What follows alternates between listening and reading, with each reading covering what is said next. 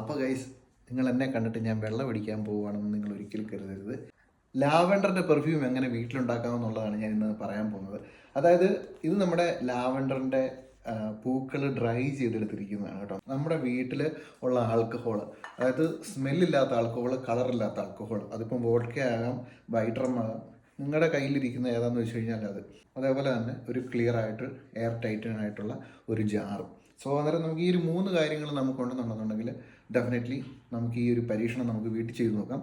അന്നേരം ആ ലാവൻഡറിൻ്റെ പെർഫ്യൂം കൊണ്ട് നമുക്കാണെങ്കിൽ നമ്മുടെ ലിവിങ് റൂമിൽ നമുക്ക് സ്മെല്ല് കൊടുക്കാം. അതേപോലെ നമ്മുടെ ടോയ്ലറ്റിൽ നമ്മൾ ഉപയോഗിക്കാം.